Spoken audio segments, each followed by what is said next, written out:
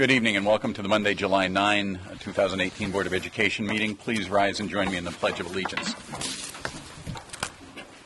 I pledge allegiance to the flag of the United States of America and to the republic for which it stands, one nation, under God, indivisible, with liberty and justice for all. Our first item on the agenda is to take action on the minutes of June 11, 2018 regular meeting. Is there a motion to approve those minutes? So moved. Second. Any corrections, changes, additions? All in favor of the motion? Aye. Opposed?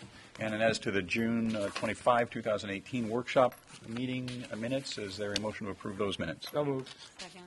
Any corrections or additions? All in favor of the motion? Aye. Aye. Opposed? Okay. And, excuse me, I abstain. I was not present for that meeting. Okay. Thank So you. who abstains? I Val abstain. Tracy and Ms. Sullivan. Okay. Next item on the agenda is, I have it now, Mr. Kazin, thank you, is public forum for topics on the board agenda. Does anybody want to be heard on something that is on the agenda? Okay, failing that. Ms. Rader, you reviewed the expenditures for the month of June. And we reviewed it in our operations meeting as well. Expenditures for the month of June were $8,498,097.85. That brings us to the end of June, where we are at 97.17% of the budget, as compared to 97.62% in the prior year. The warrant submitting for total payments listed on the warrant is $1,838,038.03. All right, is there a motion to approve those expenditures? So moved. Second. Don't be bashful, come on. We've done this before. Any other questions? All in favor of the motion? Aye. Opposed? Okay. Thank you. Now we are up to communications. I think we've all received essentially the same communications on the start time issue. Do you have an estimate as to how many there were on each side, if you will? Well, since our latest proposal, I think there were, we received about, I hate to say estimates, but I would say about 12 emails in favor of the current proposal on the table, and about 5 in opposition since our last meeting. Okay, I may be getting more of both. Okay. But I think I've received about, I want to say somewhere between 10 and 15 to do nothing, and somewhere around 12 to 15 to I adopt the received that recommendation. many prior to our last meeting, but not since our I last got meeting. 3 just today. Okay. Yeah. Oh, I didn't. Some were also forwarded today. and been sent previously, Yeah. but more along the lines of what the numbers you gave accurate. for Right. me personally. Yeah, and not surprising that they are divided. Frankly, a little surprised that there weren't more, to be honest, given the level of attention this has received, but that's approximately the numbers. So, and I don't think I received any other communications since our last meeting. No. Well, I've had a couple of calls at home. Okay. On that issue? Yep. Okay. All right.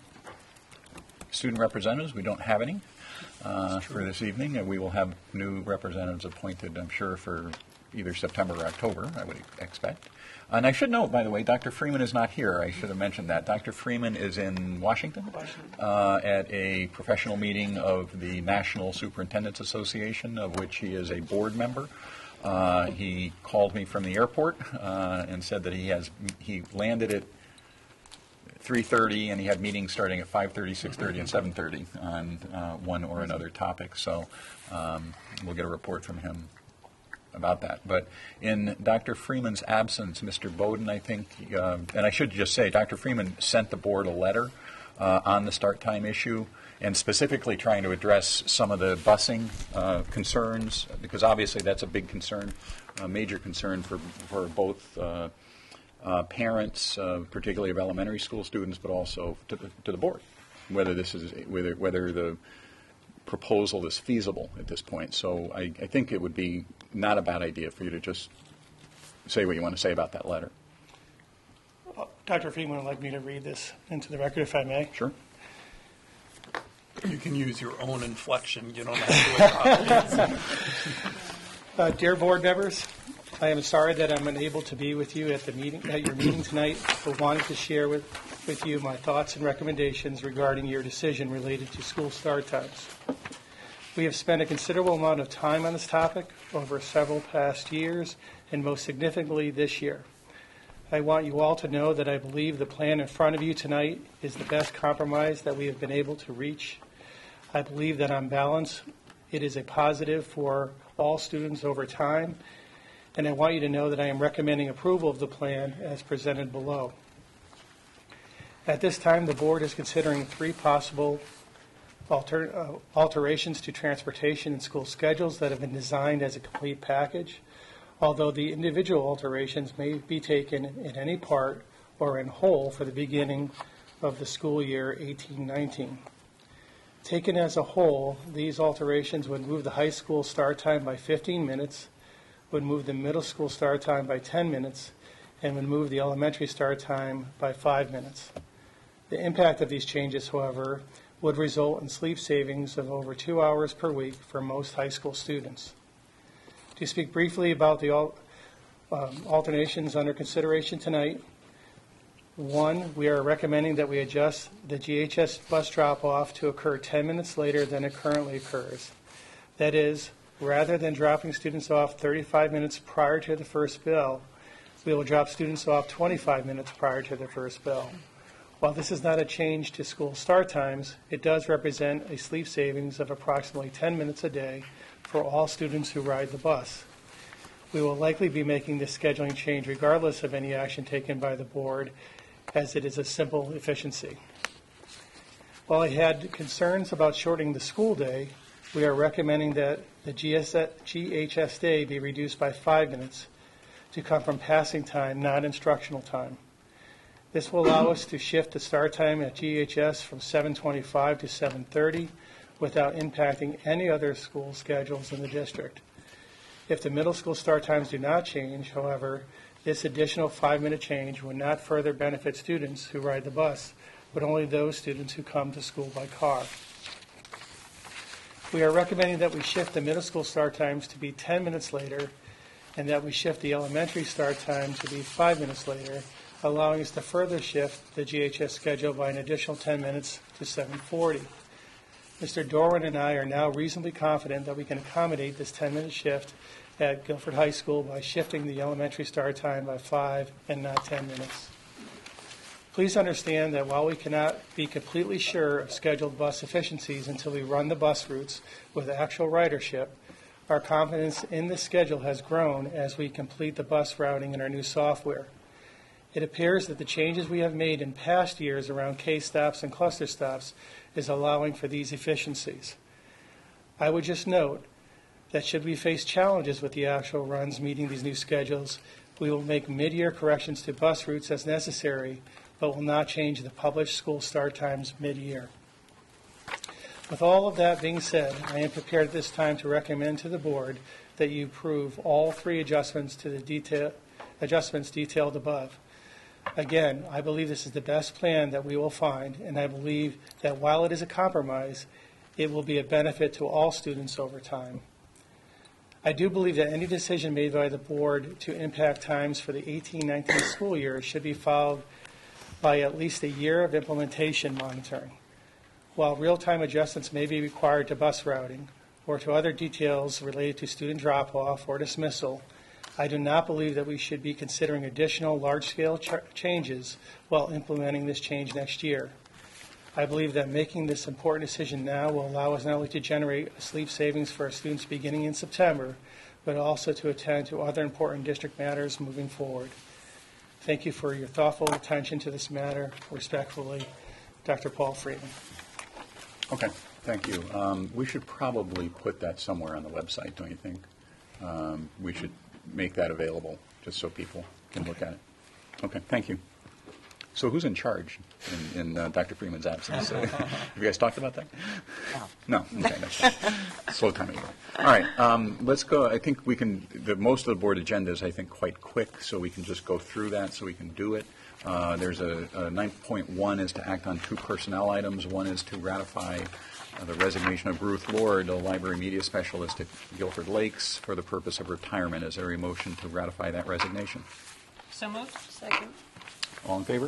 Aye. Opposed? All right, thank you.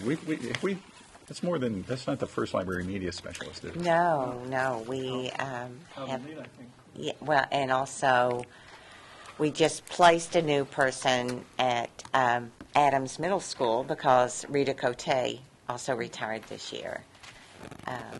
And so that move was made, and we have an opening at Calvin Leet, and we have an opening now at Guilford Lakes. Right, okay. So you're already into the interview process, so you may, okay, well, good. All right, then there is a ratification of an appointment, Allison O'Brien, a biology and general science teacher at Guilford High School, effective July 1. Is there a motion to ratify that appointment? So moved. Second. Any questions, discussion? All in favor? Aye. Opposed? Okay, thank you. 9.2 is to act on the special ed transportation for the district. As we remember, each route gets bid out, and was this discussed in operations? Yes, it it was. was. I'm prepared to make a Okay, motion. so why don't you go ahead, Mr. Sands, and talk about Okay. that? So each year, we have been bidding out the transportation requirements for taking various students from the district to out-of-district facilities for specialized facilities. And this year, we have 17 routes, 15 outside the district, and 2 which require special equipment to transport students to one of the elementary schools and to the high school. So there's 17 routes in total. We put them out. We had 5 bidders, and the 17 routes, we had a low bidder in each one. Now, our contract with our regular bus company, Specialty Transportation, provides that they have, in effect, a right of first refusal. So they can match the low bid on any one of these runs if they so choose to do. We have given them the runs and the winning bids, and we have not heard back from them. But they only got this on Friday. But the motion I would make, Mr. Chairman, is that we award these bids to either the low bidder that's listed in this schedule, which we will give to the Secretary, or to Specialty Transport if they choose to match the low bid. And I believe that the low bids this year, as compared to the routes that we were using in the current year, resulted in a savings of $4,000 or $5,000. So it was a constructive bid process this year. Our bidders were fairly aggressive. So that would be the motion that I would make, Mr. Chairman. Okay. Does that suit for your purposes, Mr. Doe? Okay. Is there a second to the motion? Second. Okay. Okay. That is inconsistent with what we've done in past years. And do we have any indication about what Specialty is interested in? Have they given you any ideas? I just received an email with a question from them, and they said they would get back to me tomorrow with which routes, but they didn't tell me anything further. Okay. All right. But so we're going Today. right. But so every route was bid on, so there's no orphan routes. No. So that's good. Okay. All right. Good. Any other questions, comments? All in favor of Mr. Sands' motion? Aye. Opposed? Okay, thank you. 9.3 is to act on budget transfers for 2017-18. Who would like to talk about that? Or it's really just on the memorandum? It is, and we discussed it during operations. Okay. So I'd make a motion that we make the transfers in the amount set forth in the memorandum. Okay. Does that suffice for your purposes? Okay. All right. That's a motion's been made. Is there a second? I'll second. Okay. Any questions or comments? So I take it that I wasn't at the operations meeting, of course, but I take it we finished last year not in a negative situation? No. Very close. We're not sure, but it They doesn't have not look yet like finished, it. but it will be It'll not be in a close. negative position. Won't be negative. It won't be a negative. Won't be negative, but not much of a positive is the impression I'm getting. Is that, yeah, well, not much of a positive is still a positive. So, motion's been made and seconded. All in favor? Opposed? Okay. 9.4, is that what we're up to? A bunch of textbooks here. Are these, and are these receives or? No, these are The active. first one is First Akron. First one's Because Akron. last first one month, is we received the West textbook. Okay. So that is there a motion to adopt that textbook recommendation, 9.4, specifically the West and New History first edition? So moved. Second. Any questions, comments, concerns? We talked about this a fair amount last month. Did anybody come by central office? No. Okay. All right, any other questions? All in favor of the motion? Aye. Opposed? All right. 9.5 is to receive a textbook. This is a Magruder's American Government. Correct. Who wants to talk about this? I'll present these. I don't think anyone's here from the school. The first one is for civics, grade 10. Civics is a required course at the high school. So we will be purchasing this. It is in alignment with the new social studies curriculum that you approved last year. And it also really reinforces the C3, including the civic responsibility. There will be an electronic edition that is compatible with our Chromebooks as well, but we are buying about half of the textbooks needed because about half of the students like the textbook. We give them a choice. And it is recommended by a committee, including the chairperson of the department and the civics teachers. And so this is just a receive only. It is for civics grade 10, and it is for all students. Okay. So I can pass that one around. And so, How much is this book per pound? I don't know, I didn't weigh it, but it's pretty heavy. Students do not have to take them. They usually leave class sets in the classroom for their use there, but they do have electronic versions as well. And if we approve this next month, there will still be sufficient time to order in time for the start of Yes. school? the price on this book is $93 for the print version, $82 for the e-version. Correct. Not cheap. Yeah. That's consistent with textbooks. Yes. Okay, so that's just to receive. So anybody have any questions about that? Okay.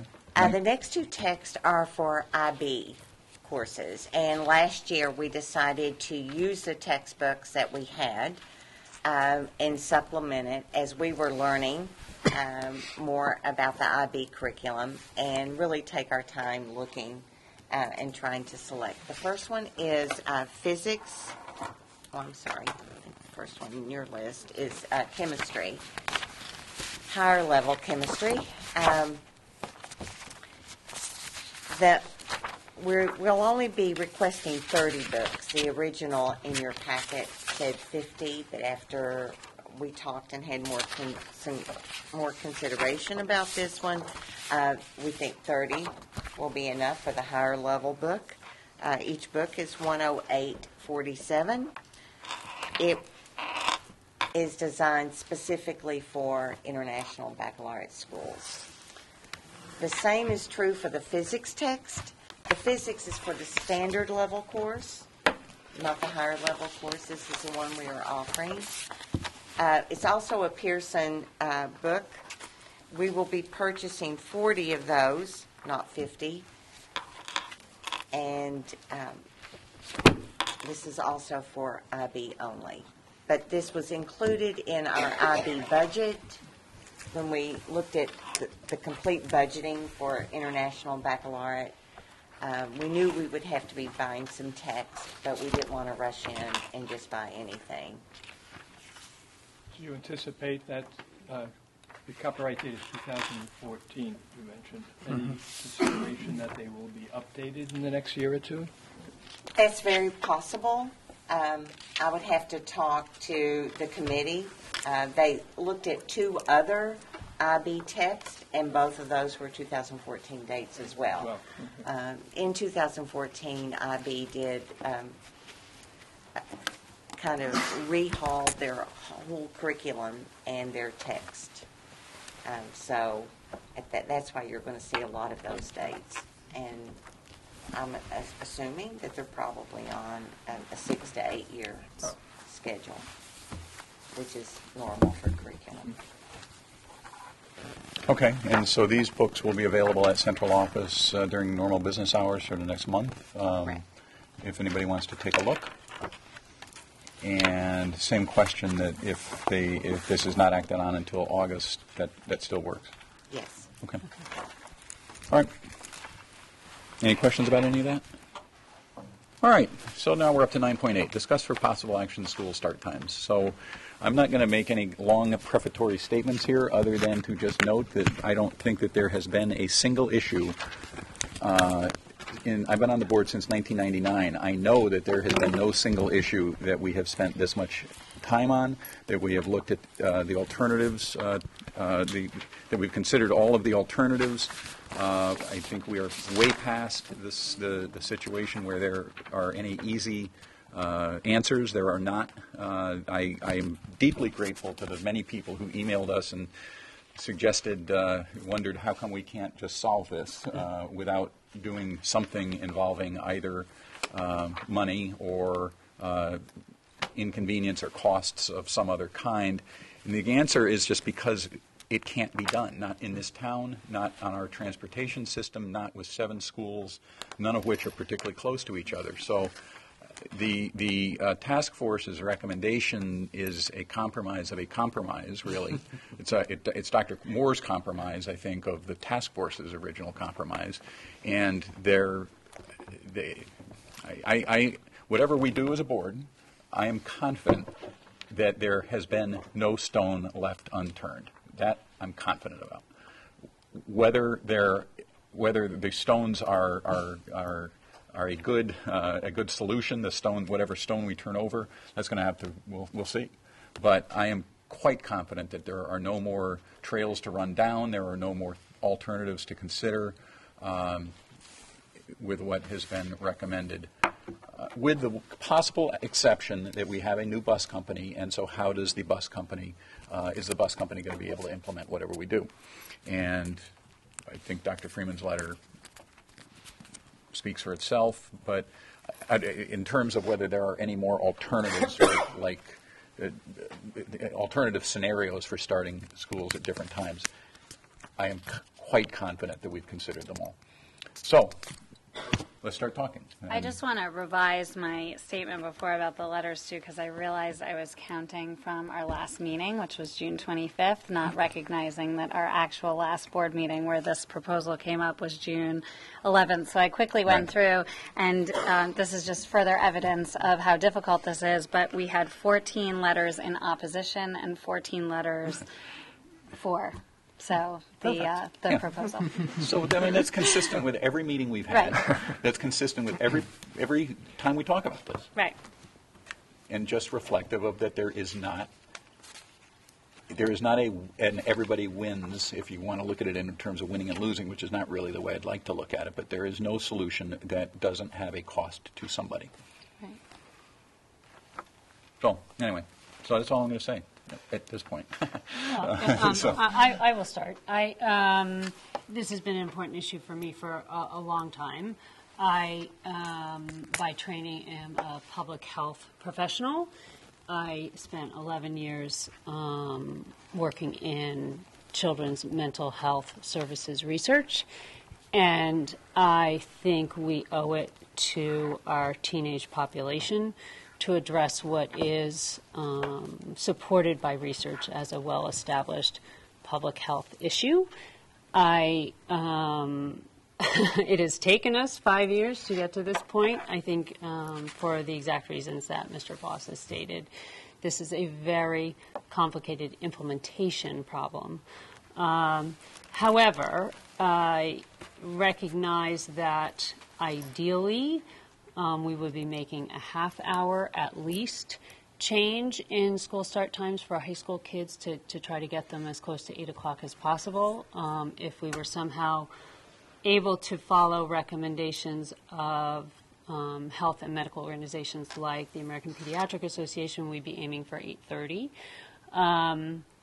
And my hope is that over years we do more than what is before us. But I feel very strongly that in the absence of being able to do those two things, that we take the recommendation of the School Start Time Committee that has worked for over a year, looking, as far as I can tell, upside down, backwards, inside out at this issue, has not only come up with a proposal that gets us on the way of providing this change for high school students by giving them 15 minutes, has done so by trying to minimize the impact on other schools, and in fact has changed their proposal in the last month when there were significant concerns from some parents of elementary school students.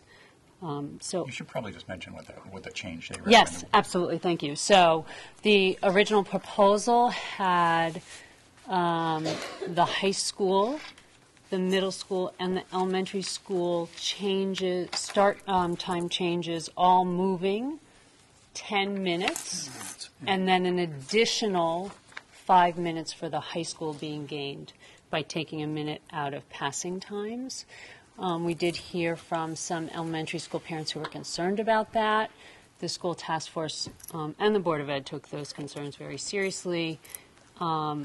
The task force committee went back to the bus company, and they have stated that they can realize another 5 minutes of efficiency in the run between middle school and elementary school, so that the impact on elementary schools would only be a 5-minute change.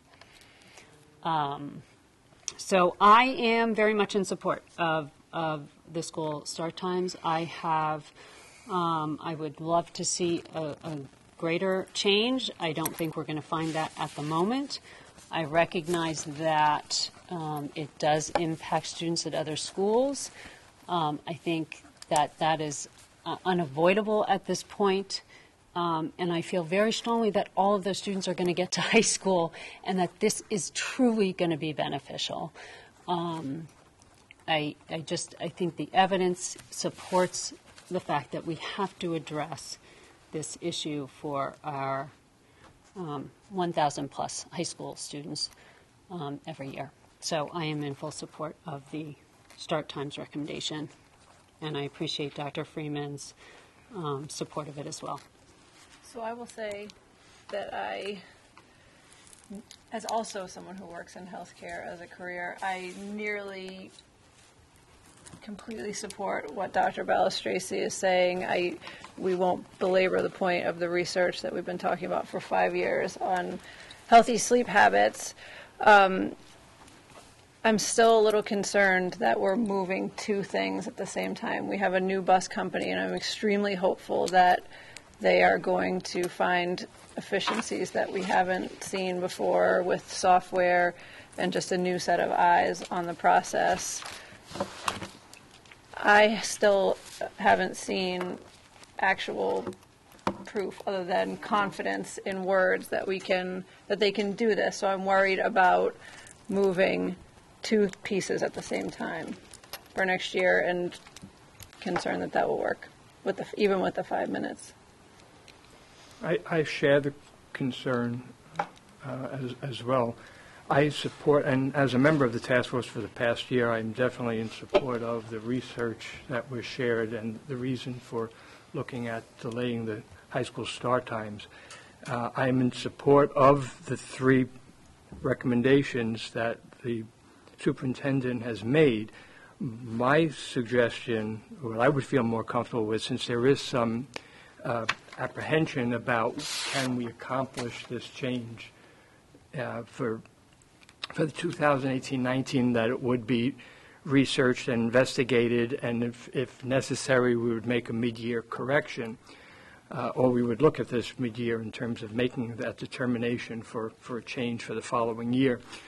What I would suggest is to approve the first 2 points that he has made, and during the 2018-19 school year, bus run efficiencies can be researched and validated to substantiate that further delay of 5 and perhaps maybe even 10 minutes for the high school run, so that we hold off until 2019-20 to implement that portion of his recommendation.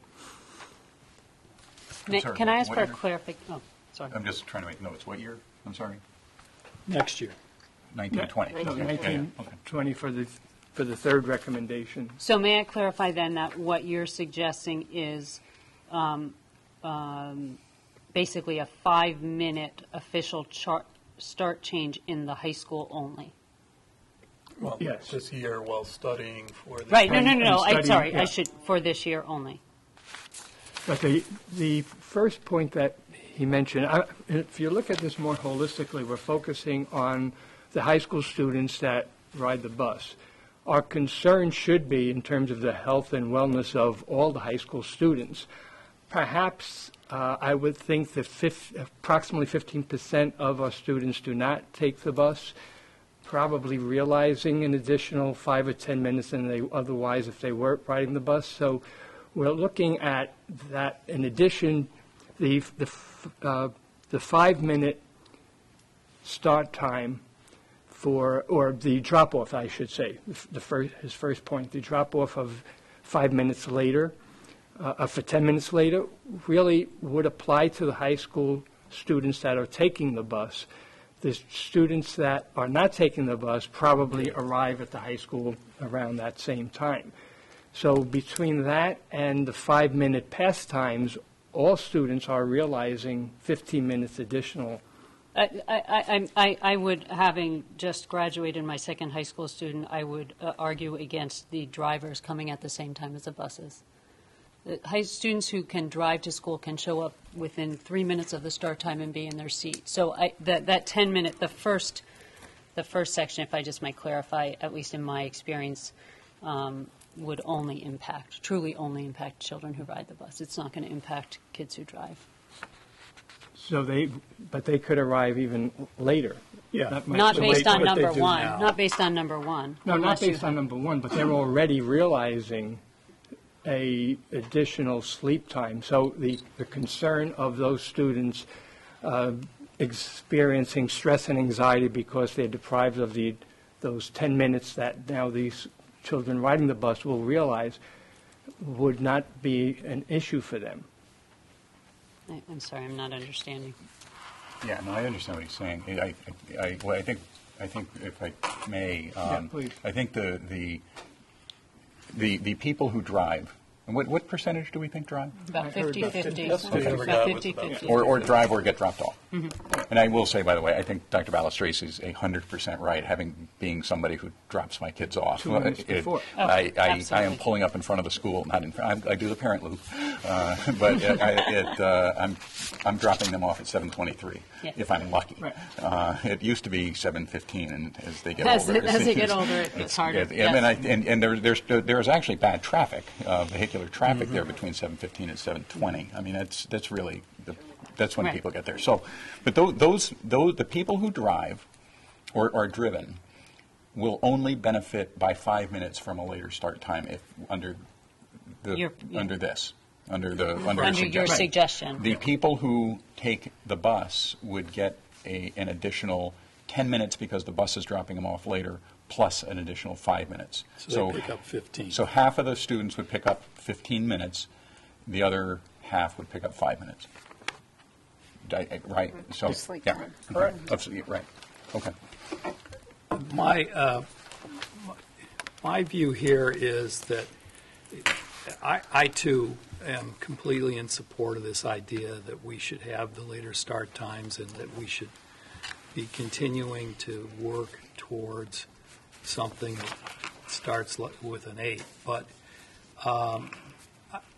having had a lot of experience in my former life with complex multi-year projects and complex logistical projects. I'm worried about how long it's going to take a new bus contractor to find these efficiencies that the computer is finding. And the nature of logistics is that a ripple at the beginning turns into a wave by the end of the logistics cycle. And so I think that we have too many moving parts here, and the possibility that we could have some major delays for the bus participants at the end of the cycle, which is unfortunately the elementary cycle, at least for some months while the new bus company sorts this out. I think that risk is fairly high. And I think that the proposal to just go with number points 1 and 2 and let the bus company work through this efficiency. And when we see the efficiencies demonstrated, and I too believe that they will come there, but I'm not sure that they're going to come to the efficiencies that they would like to see until maybe 4 to 6 months into the year, maybe even later. These are very, very complex logistics issues. And I think it's unrealistic to tell them that they have to fix this in the first month. I just think it's not going to be that simple. So I think the more prudent thing to do is to go with points 1 and 2 now, have a subgroup of the board that is monitoring the efficiencies, and when we feel comfortable that they've got this locked down and everybody has seen it stable for some period of time, then we can think about what subsequent change we can make for the following year. And who knows, I mean, this new bus company is impressive, and they may find more efficiencies than we're thinking about, and we may be able to make a bigger change next year. I wouldn't preclude that. I just want to say, obviously I was a member of the Start Times Task Force, and I am in favor of the proposal as written. I think it's really important to just clarify that, we did sit around the table and we were asking the new transportation company for recommendations and for their, obviously without having done the runs, it's, their best guess, so to speak, at how efficient that they can become. And they felt that there were several layers of efficiencies to be gained. I take issue with the wording of tell them to fix it. It wasn't necessarily about telling them to fix it. It was really a discussion over, would we be able to gain any efficiencies that,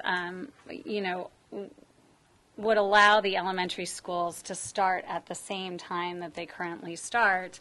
And there were some thoughts that maybe we could do that. Maybe we could still change the high school start times and shift it 15 minutes later and keep the elementary schools at the same time. But that seemed incredibly risky given the fact that we have not used this new software and we've not done the bus runs physically with this new company and with these efficiencies that they believe that they could gain. So the compromise was, to shift elementary by the 5 minutes and therefore, making it a 5-minute efficiency that the bus company would need to gain. The reason that I have confidence in it, number one, is I'm not a transportation specialist, and I, would never profess to be one. I'm asking their expert opinion on whether or not this is something that they could do, and do it well. And the answer was that they believe that they can do that, that they can shift the elementary schools by only 5 minutes and maintain an on-time schedule. I also, there are several layers from which they're gaining efficiencies. So if I was putting all of my faith in the new software system, for example, then I might feel a little bit more leery that we couldn't pull this off. But because there's several layers of efficiencies, which both our transportation director, our new transportation company specialty, and our superintendent of schools have provided us with, including the way we load and unload the buses at certain schools, the software system that I mentioned, as well as clustering stops a little bit differently, and just general efficiencies. I think the 5-minute gain is not as risky as we might think at face value. I do trust that they're experts, and they've told us that this is something that they can do, and I trust that. And I also know that should something go wrong, we're going to do everything we can to fix it. So I don't want to see us do this over a 2-year process. I'm concerned that it thwarts our effort to delay high school start times and provide the healthiest start time that we can to our high school students at an earlier date. And I'm just concerned about putting it off and what that might do to our plans for the future. I went to one of the last Start Force meetings where the new director of the bus company was there, and Mr. Dorwin, Guilford Public Schools transportation coordinator, was there, and we talked extensively about the bus routes, because we started with the 10-minute change at the elementary school and tried to work towards a less of a change. I think historically, when we've changed bus companies, at least the couple of times I've been through it, the bus drivers tend to get rehired mostly by the new company, but not always. And so we have the potential of having bus drivers who don't know Guilford and don't know the streets. And then also what concerned me at the meeting, because I think I directly asked about the bus runs being done. They're not, at least at that point, and I haven't been told that they're done now, that they're, we're making assumptions on bus runs that aren't complete. So I think they are mostly done now. Mm-hmm. Okay. I think that's why. Yeah, I think there's that's- It would a be greater great, I mean, it would be confidence. great to know that, other Yeah. than just in words. No, we don't typically get the maps and the, the routing No, and if someone everything, just said the bus runs are done, and Mr. Dorwin emailed or, communicated the bus runs are done, and we feel confident, I might feel differently about At it. our last workshop meeting, Dr. Freeman did say that they were running, the bus runs, and that gave him the increased confidence in, putting forth this recommendation. I think that's right. Okay, others? Yeah, I would just like to kind of concur with Christine that I am in support of the proposal as kind of outlined by Dr. Freeman for a host of reasons. Obviously, the most, we are charged here as a board with advocating for our students and their education, but also their wellness in terms of their mental health and their physical health. And as I appreciate, nobody on the board is arguing the science behind this, and it is one of these unfortunate situations where it isn't a topic that we can all come away with knowing everyone is completely satisfied. It makes it really hard for us, but I do believe that this is the best effort we can put forward, noting that it's a cost neutral idea. And I also concern myself with if we break it up into a 2-year process, they talk about topic fatigue.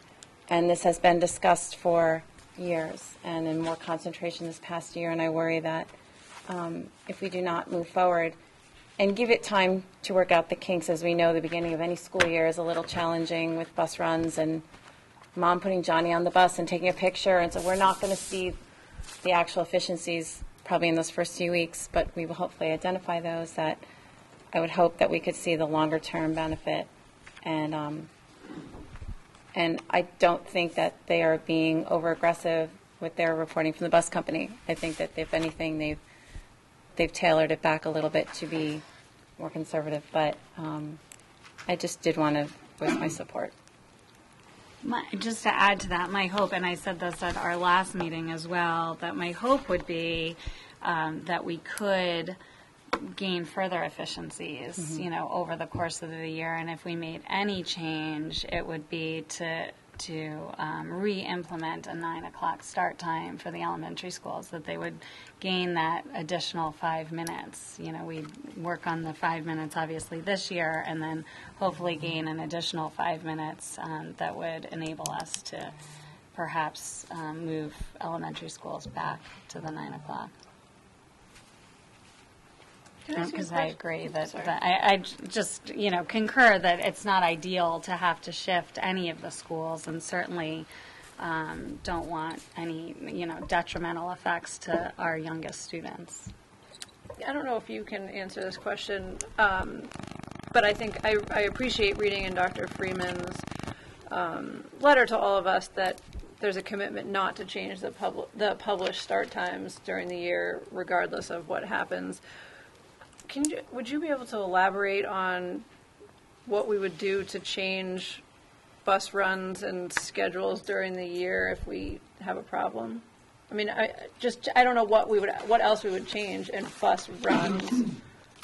It's hard to say because it would be contingent Right. on what the issue is. Well, I can give you two possibilities. I mean, we talked about this at the workshop meeting. One would be you add a van, saying, because remember, it's not every run that creates the problem. It's the longest run. And so if the longest run is, say, 50 minutes, and that's jamming up the schedule, then what you can do is you can either you could shift 5 students from that run to an adjoining run that's shorter, or you can hire a van to take 5 students on that run and 5 students on the adjacent run, and that would shorten both of those by, say, 10 minutes. And so there is a way out of this. It's not that complicated in that it's not a series of unknowns. We know exactly where our students are. We know exactly how long it takes to get between here and there, and so those are the two most obvious things that I think that Dr. Freeman talked about.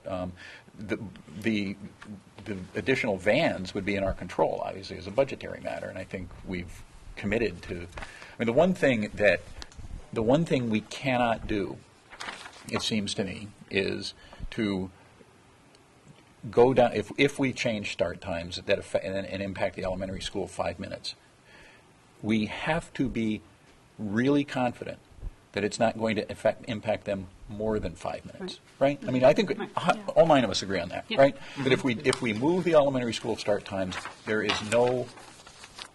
it is not acceptable that it winds up being 10 minutes as a practical matter, right? I mean, we all agree with that, absolutely.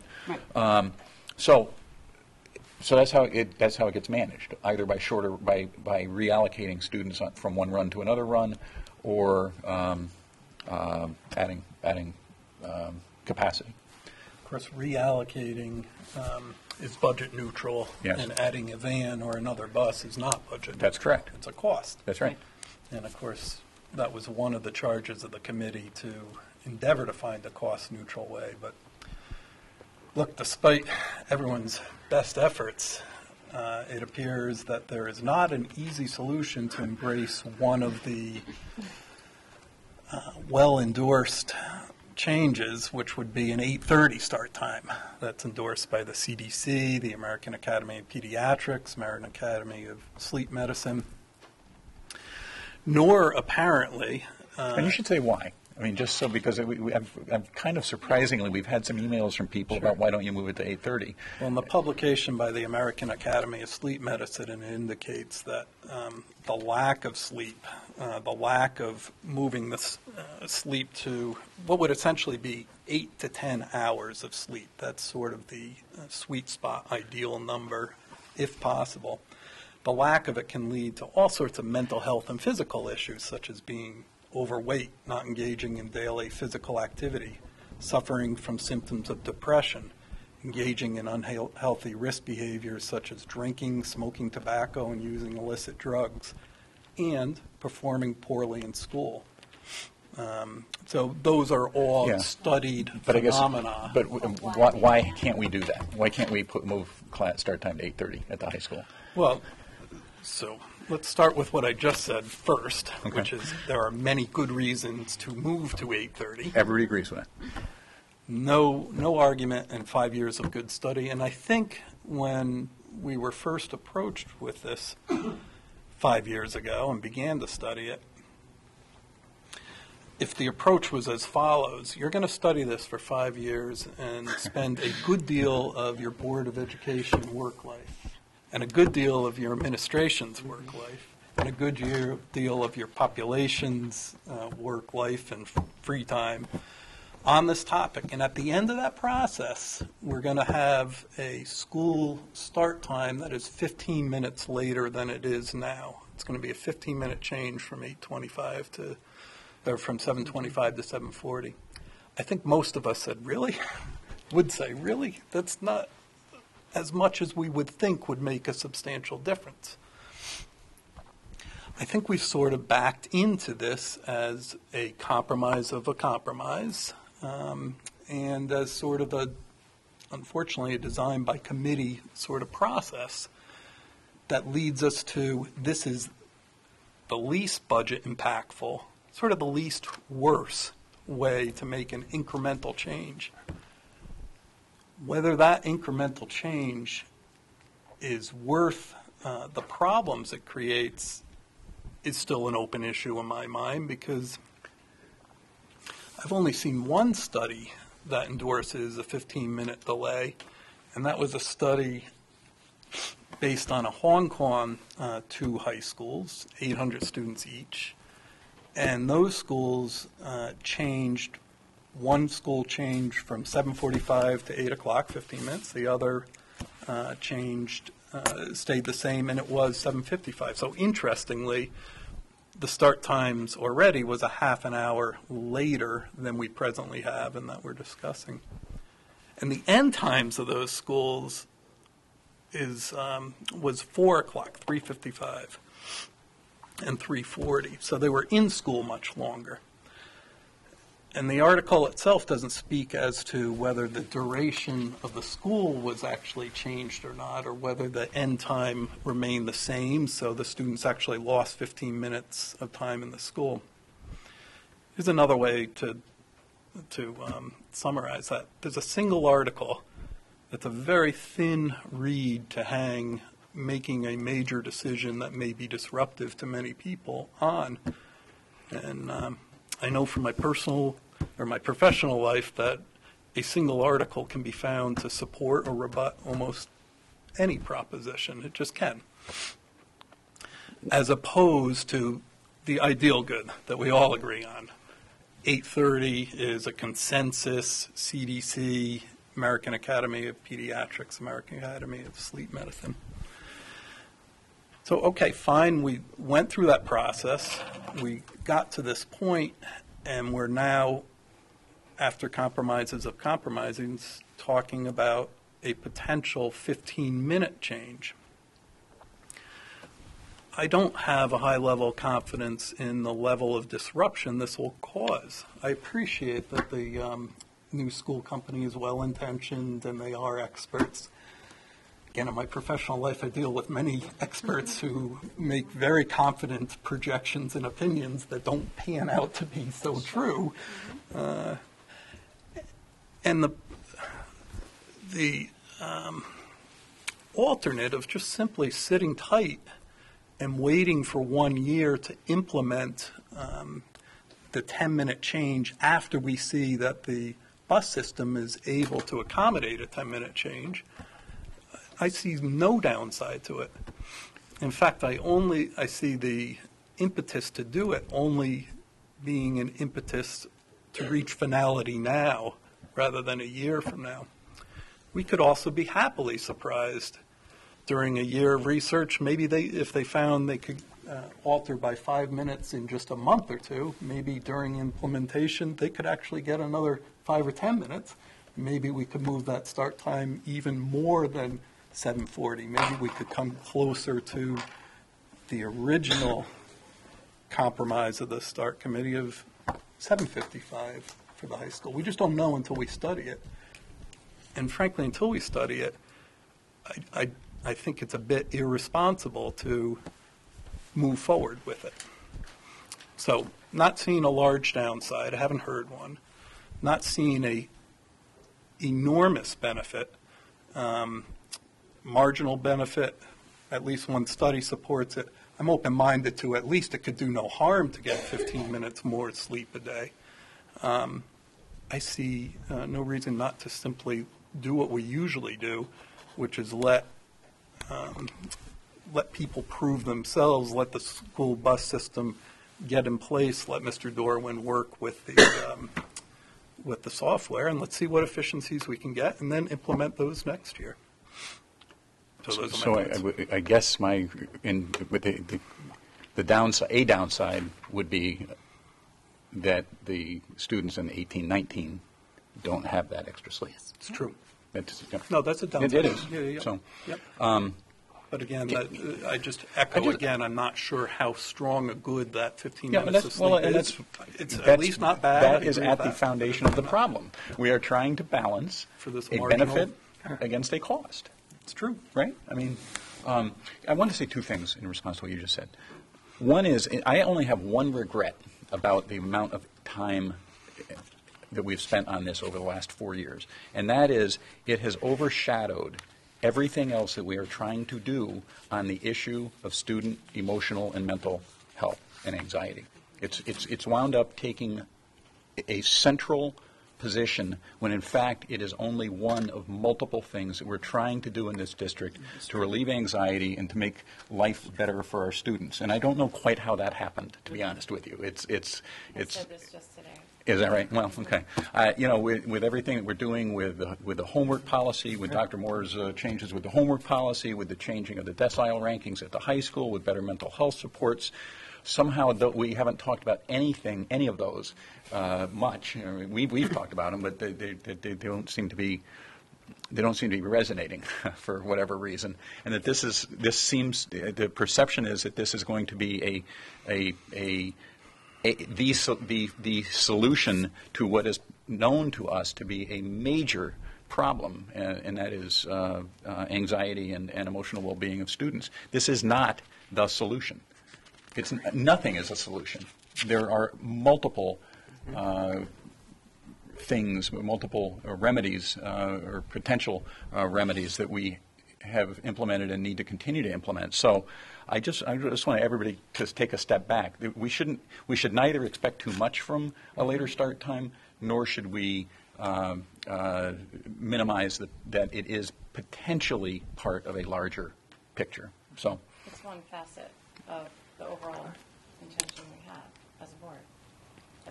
That's why I bring it up when I said like this topic fatigue. My worry is that if we don't do something, as much as we feel we can do this year, it will still say center into what we were talking. It will be that topic that we are still working on, that we are still, not that we will leave it behind, but that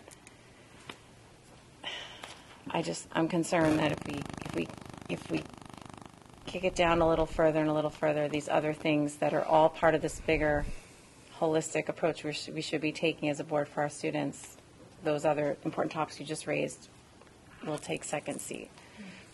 See, I would see the opposite. I see what, to Mr. Kazan's point, is that I think we almost lose momentum to look towards 7:55 or 7:45 or anything closer to 8 o'clock than 7:25 if we make a change, not intentionally losing momentum, but somehow losing a bit of momentum towards working towards that. If we don't have a target of really monitoring the buses as closely as possible, because the target is to get as close to 755 as possible, if we can ever get there. And then also, I think you were asking just for a synopsis of why we can't get to 8:30 right now. Right, exactly. And it was very brief and very simplistically, it's geography of the town of Guilford, the ridiculous distance of the shore to the top of North Guilford,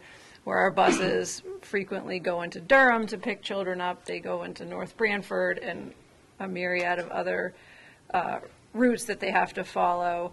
That's one of them.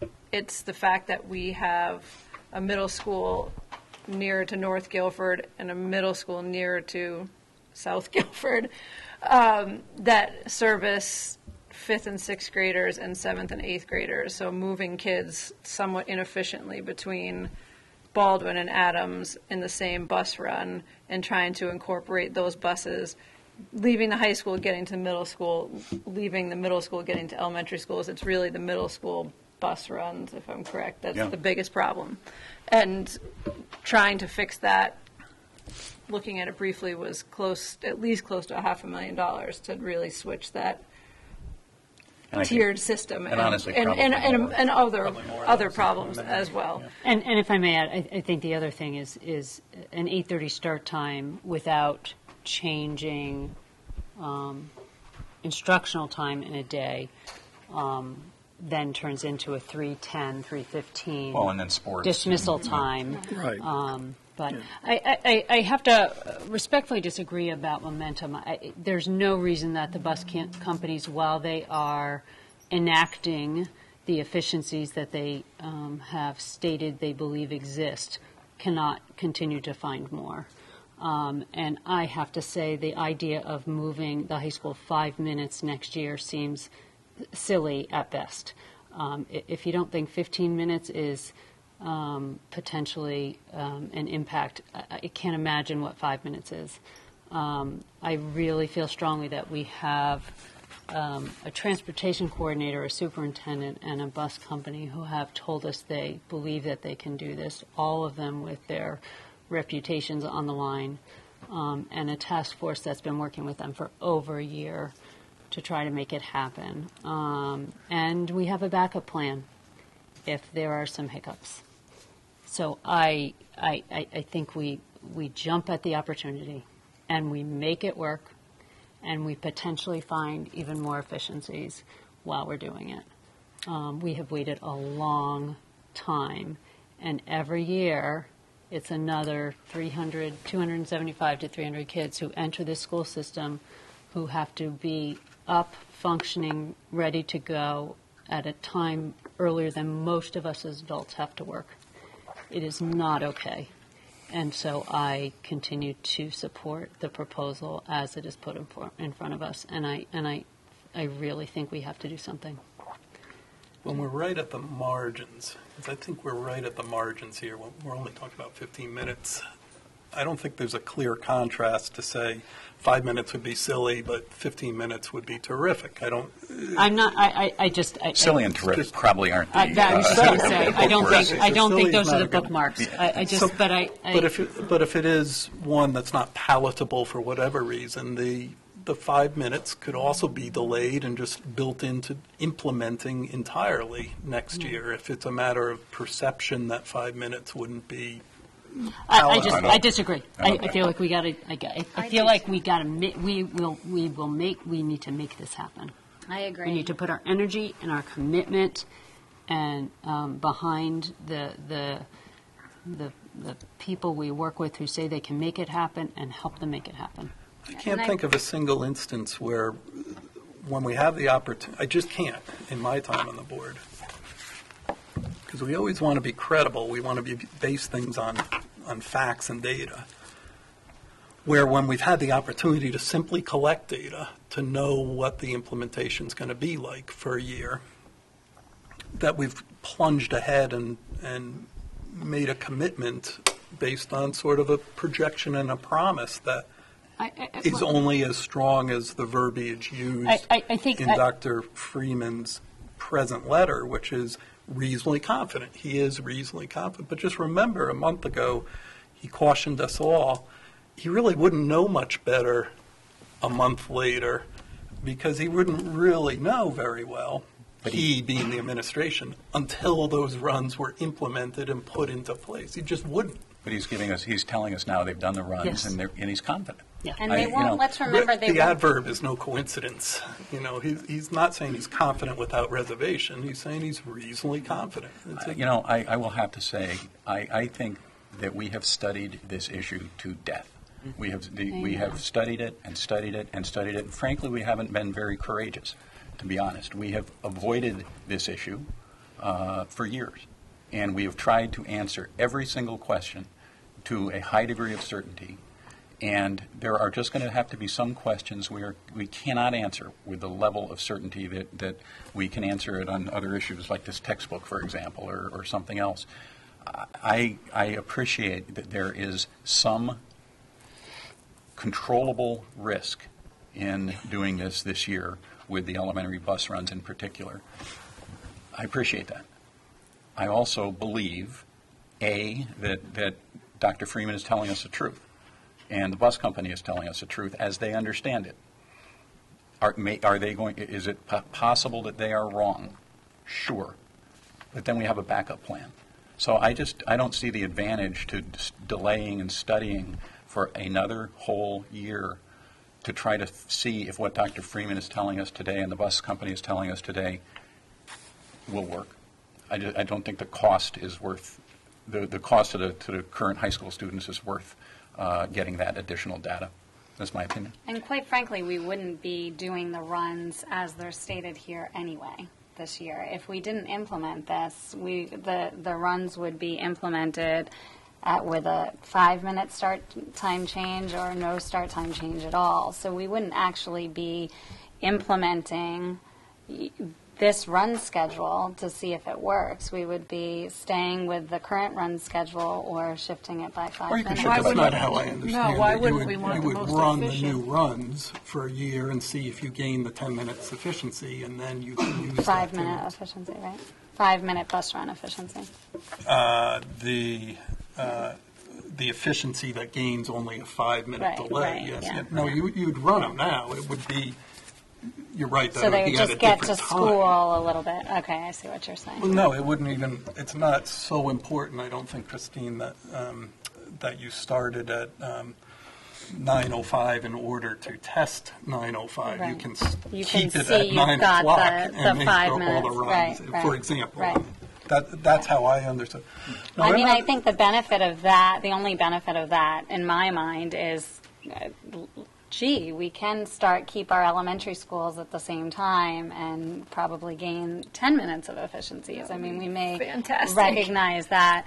I just want to be careful, too, because you did say, you used the word irresponsible, and we have studied this. We've been, meeting as a task force on a regular basis. I know I myself put in numerous hours on this and, asking for the experts, as we know them, to give their opinion about whether or not they can implement this. And I think we've taken all the responsible steps in terms of implementation, that we could without actually physically driving the bus, but they have been running these runs, and their confidence increases with every step that they take with this new software system. And like I said, there are some further efficiencies to be found with the loading and unloading of students. So it's not just the bus company. It's, efficiencies that can be found within our district that we are, that within certain schools like Baldwin or Adams, for example, how we're loading and offloading those students, we can gain several minutes of efficiency there as well. Yeah, the So it's process has been far from irresponsible for all the reasons Attorney Bloss mentioned and everyone's mentioned. It's Attorney been Bloss, very. wow. I know, you're impressive. How about that? No, it's but I did use that word, and I used it purposefully and very narrowly. What is irresponsible, I believe, is to not simply test the runs and base our decision on the actual data that may gain us, as I mentioned, as you echoed a moment ago, maybe it would even gain more than the 10 minutes. Maybe it could be 4:45, and we are right on the margins here where 7:40, I'm sorry. 7:40 is a good, yes. Yeah, I know. Huge efficiency. So that 5 minutes on the other end to 7:45 could be a real good, and we could be happily surprised with this. But that's what I think is a bit irresponsible. Not totally irresponsible. We selected a good company for reasons we trust. We have a good transportation person in place, but it's simply data collection for a year to gain at least what we're presently being promised and perhaps more. And I just hate giving up that. At the cost. You mentioned it before. You can mention it again. Yeah.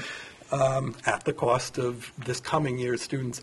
But this incoming year's students would also, doing it now is at the cost of depriving them perhaps of 15 minutes, not 10. No, I don't agree because with they that would at all. only gain it the next year. Right. If No. let's say, for Doesn't deprive example, them of that we are able to, the bus company is, the drivers all between runs are just sitting around. Every run is just sitting around, and they say, we've got an extra 10 minutes. I would hope that they would come to us and say, you know what, we've got an extra 10 minutes. We can move the elementary schools back to 8:50 or 8:55. We can, right? I mean, that's not going to go away if we, regardless of what we do here this evening. I hope. Well, there is a sentence in the letter that talks about not making any changes for at least a year Right. after this. So it wouldn't happen next year. I understand, but If that would we be the follow same the time letter. frame that you'd be talking about. No, as I understood the letter, it's don't make any changes 1920 either. Oh, that's not how I understood that at all. And I guess my interpretation is certainly that if a bus company came to us and said, we can give you another 10 minutes of a later school start time, or we can get the elementary school back to 9, or there's no reason not to do those things without shuffling anyone else around. I guess I also, I thoroughly appreciate my colleagues' concerns, and I strongly believe that all 9 of us are coming at this extremely thoughtfully, even if we're landing in somewhat different places. I would say that it is very important to all of us that we act with integrity, and I don't think those of us who, I'll speak for myself, are supporting this are doing any differently than we've done before. There are times when we have made decisions based on curriculum experts. There are decisions we've based, we make textbook decisions based on our faculty experts. I'll tell you, I looked at that physics book, but believe you me, you don't want me being the deciding vote on the content of that physics book. You want to believe the science committee and the physics teachers who are putting that forward. So I think we as a board, particularly since none of us at the moment have ever been school teachers, we've certainly had school teachers on the board before, but we are regularly balancing thorough thought, thorough conversation, thorough research with what we hear from experts and can't entirely evaluate ourselves. So I contend that that making this decision is not making it without integrity. It's doing it after 5 years of study and taking making a calculated decision based on experts who have told us that they can follow through on changes in bus efficiencies. And I'm willing to trust them. I believe that they have worked hard to come forth with that proposal, and again, that we have a backup because nothing is 100% guaranteed. I think clearly the calendar is working against us at this point, and, you know, in terms of having the most appropriate information for parents for school to start. And I do believe that a decision, I guess, would be one of three things. The proposal of Dr. Freeman, an amended proposal, or do nothing, I think, are the three choices. Needs to get made tonight. In hindsight, and probably of no value, it would have been helpful to have, of no value right now, would have been helpful to have Mr. Dorwin come to this meeting so that we could actually get firsthand information from the gentleman who is using the software and making the bus runs. And I agree. I think your analogy is well taken. I appreciate that. And I also appreciate the superintendent's transparency in sharing the possible concern of not being able to achieve that, and that there would be changes made to address that.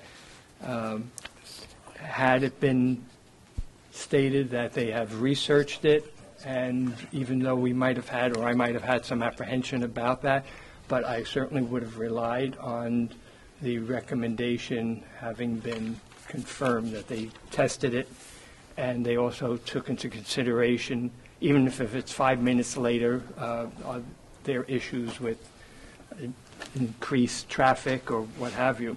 Had all that been vetted, then I would support this wholeheartedly, this third point. And it's for that reason that I'm suggesting, because I agree wholeheartedly with this is the best we can do, given the geographic nature of Guilford, then yes, let's support this, and I do definitely support that.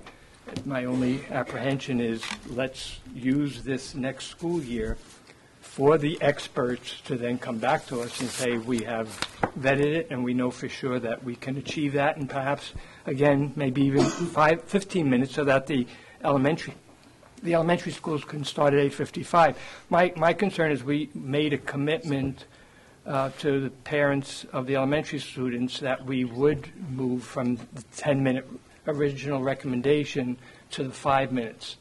And again, while this doesn't specifically say that we have definitely achieved it, it's for that reason that I feel that perhaps we should study this more, and that it would be part of a two-phase implementation plan. So it wouldn't be that we're implementing only 5 minutes this year and that we would fall short of doing anything further for the 2019-20 school year, if it is part of one package.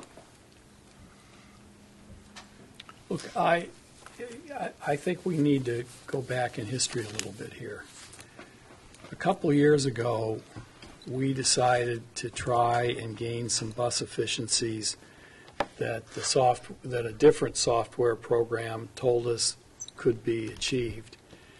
And so we implemented some relatively minor changes to the bus routes, which caused a firestorm from the parents with over 100 requests for changes. And we had an extremely rocky start to the bus year. And that was fairly minor. Here we're talking about a new bus company coming in, a new program. None of the parents have actually seen what these new efficiencies are going to entail. And given our experience with trying to change people's bus stops last time, I would caution you that this is not going to be an easy thing for the parents to accept. And to the extent that we're struggling with trying to get these efficiencies and the parents are struggling trying to keep from making certain changes, I could foresee months and months of very heavy turmoil here. And the result will be, remember that in a logistics situation, what starts as a ripple becomes a wave at the end, and that the elementary bus run is the one that's going to take the beating when if we're having trouble in the bus system. I think that by doing this, because we hope it's going to work, we are taking a significant risk here on behalf of all the parents. And that's why I'm very cautious, and I'm in favor of Dr. Freeman's points 1 and 2, but I think that we need to study some more before we go into this number 3, because we're taking quite a step out into the unknown. So can I make a suggestion? I think unless somebody else feels like anybody else want to say anything, or I think we're probably at the point where we ought to just start making motions. So the narrowest motion, the point number 1 does not need a motion. No. So that's just something, in other words, that the bus company is going to do pickups for the high school or drop-offs at the high school later than it is presently doing. That's not up to us, that's up to them, and we support it. We think that's a good idea. The choice then is between moving the high school from 7:25 to 7:30, or moving the high school from 7:25 to 7:40, the middle school's 10 minutes later, and the elementary school's 5 minutes later rather than 10. So I think probably the narrowest one of those alternatives is the first, the 5 minutes. So do you want to make a motion to delay the high school by 5 minutes with no other changes for the 18-19 year? Or you phrase it however you want to do it. To move the high school start time by 5 minutes later, 7:30, while spending this year studying and reporting back regarding efficiencies that can be gained in the run for all of the schools, so that we can hopefully implement a larger than 7:40 change, later than 7:40 change next year. That is the motion. You have that? Okay. I'll Is there a second second that. to the motion? I'll second. Second. Oh, sorry. Mr. Sands is seconding. All right, any other discussion on that motion? All in favor of that motion? Aye. I think we need to do The maybe a maker- hand count. The maker and the second, usually you don't have to vote. That is the vote, right? I don't know, just go ahead and vote. Take it easy, will you? It's the first time I've raised my hand. on the Board of I Finance. understand. Well, I'm trying to follow the Board of Finance. 4 in Except favor. for when Dr. Keene was teaching us the topic at a workshop. Yes, which I tried to avoid doing. 4 in favor of the motion, all opposed to the motion. 5 opposed, so motion fails.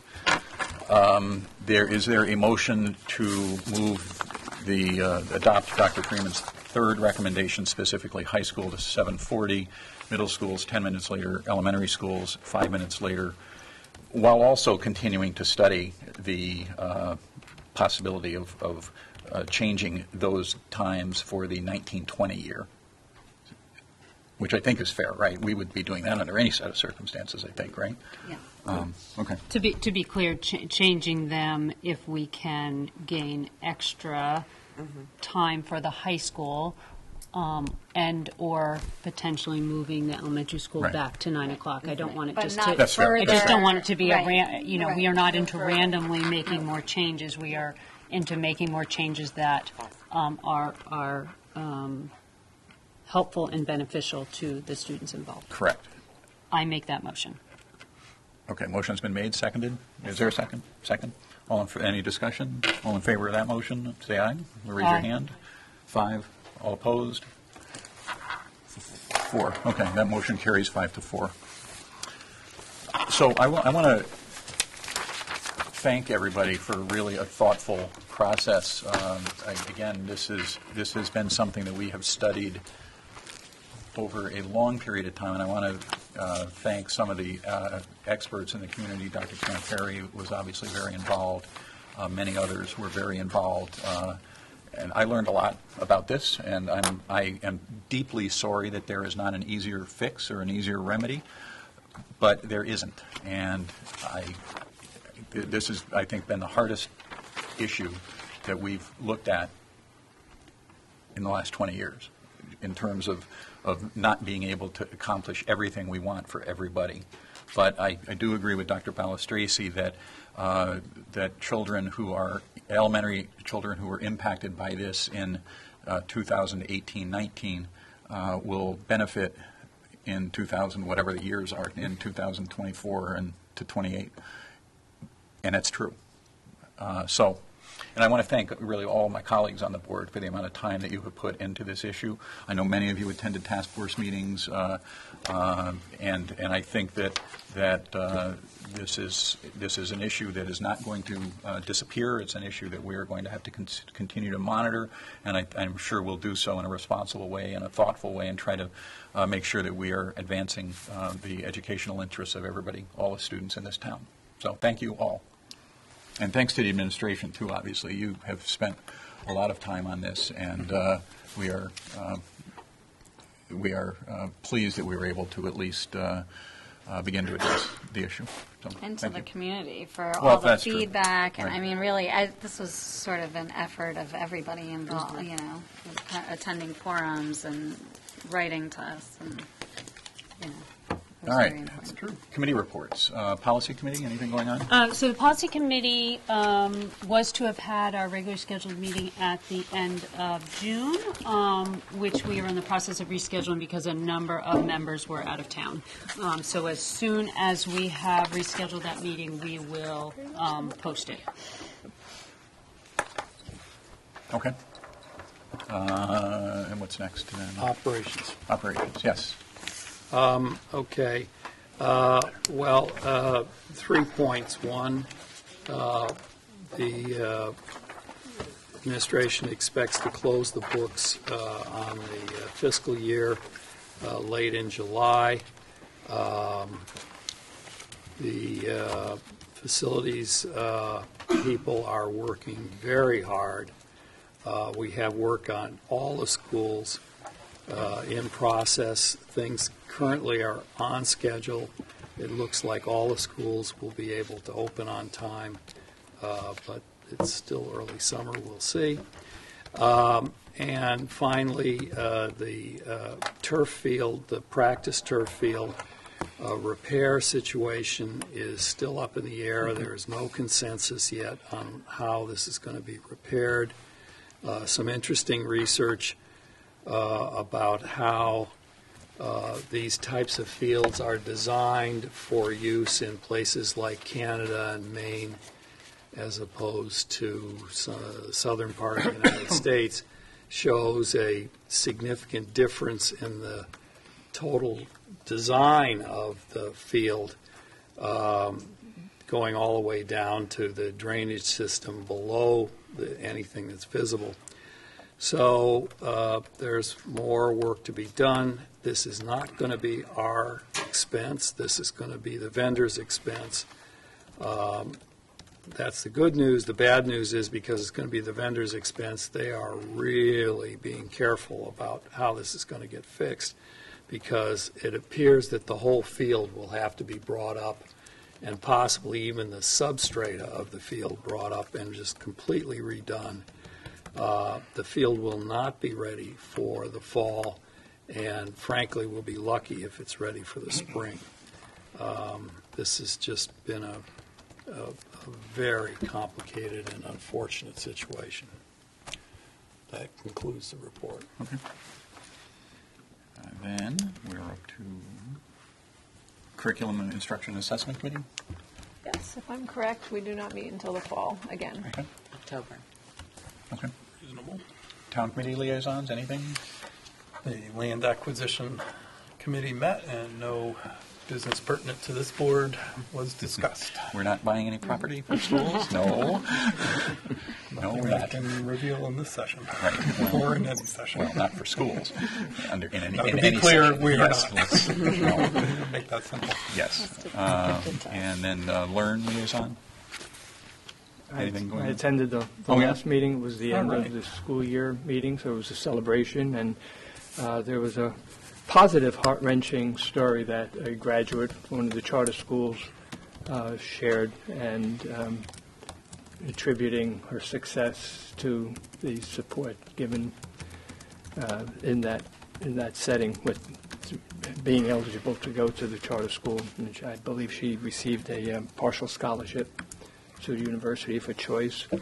And then there was the Board of Directors meeting and reviewing the superintendent's contract, and certainly approved and renewed her contract for the next school year.